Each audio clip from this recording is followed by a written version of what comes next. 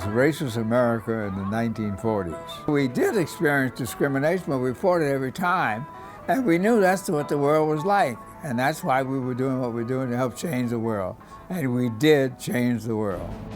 91-year-old Roscoe Brown is a member of the Tuskegee Airmen, the first black pilots in American military history. They're probably best known as the fighter pilots who flew the red-tailed aircraft which escorted bombers in Europe during World War II. They flew about 312 missions for the 15th Air Force. 179 of those missions were bomber escort missions. And only on 7 of those 179 bomber escort missions did Tuskegee Airmen escorted bombers get shot down by enemy aircraft. We knew that if we lost some bombers because we made a mistake, they would say, blacks can't do it. We showed we could do it. I am proudly one of 53 pilots who shot down a jet plane. I was in the right place at the right time with the right equipment. This is Moton Field, where the Tuskegee Airmen originally trained. And since weather is vitally important to any pilot, a group of African-American meteorologists were commissioned, and they became known as the Tuskegee Weather Detachment. Daniel HAULMAN is an Air Force historian who's done extensive research on the Tuskegee Airmen and knows how important the weather briefings were to the pilots.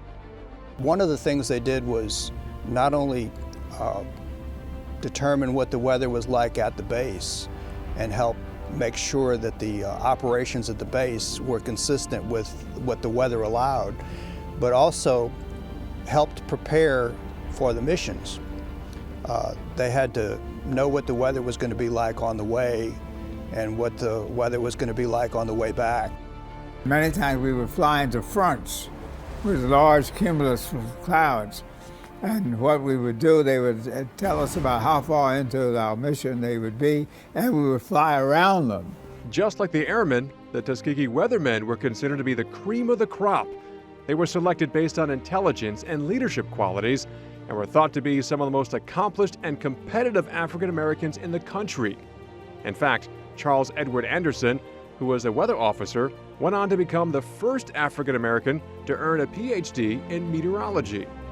The weather officers, like the pilots, really were pioneers, because just as the pilots demonstrated that black men could fly military aircraft in combat just as well as the white pilots, the weather officers demonstrated that they could perform the meteorological tasks that they were called on to do, as well as the white officers. I'm meteorologist Paul GOODLOE.